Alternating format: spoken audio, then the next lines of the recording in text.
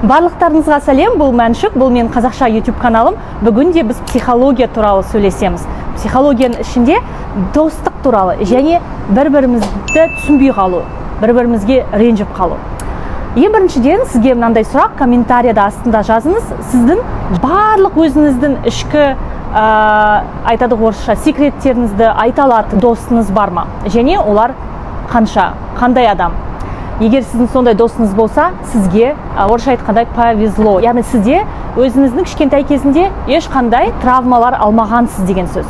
Егер сізде өміріңізде жақын досыңыз барлығын қалай болды, солай айтып беретін досыңыз болмаса, ол сіздің мүмкін кішкентай кезіңізде, мүмкін мектепте белгілі бір оқиға болды, сол оқиға сіздің басыңызда қалып қалды. Эмоциональная боль болып қалып қалды.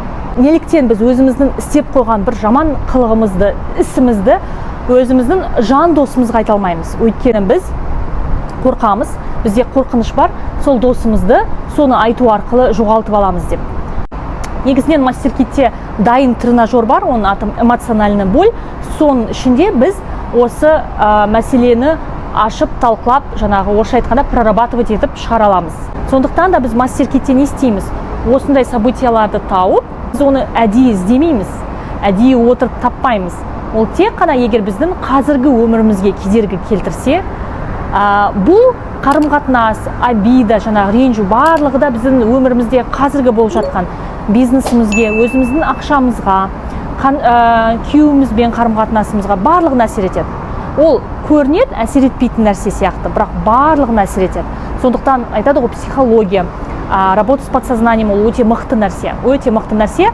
Егер сіз бұны дұрыстап тауып, прорабатывать етіп, трансформировать ете алсаңыз, сіздің өміріңіз әлде қайда жеңілденеді. Сіз мүлдем басқа жаңағы уровеньге көшесіз, қасыңызда басқа адамдар кездесе бастайды. Сіз адамдармен сөйлескенде интонацияңыз, даусыңыз мүлдем басқаша болады. Сіз басқаша сөйлесе бастайсыз. Мастер-китте бұлда готовый тренажер бар, жаңағы эмоциональная боль бар, обида. Сол арқылы да сіз соны жасап жатқан кезде кішкентайыңызда болған оқиға басыңызға түседі. Соны сіз тренажердің айтқан сөзін қайталап трансформировать ететін болсаңыз, яғни сіздегі ол установка енді сіздің өміріңізге кедергі келтірмейді. Енді сіз адамдарға ашық сөйлесе аласыз, өзіңіз доверять ете аласыз, яғни доверие пайда болады. Тыңдағандарыңызға көп-көп рахмет. Келесі кездескенше.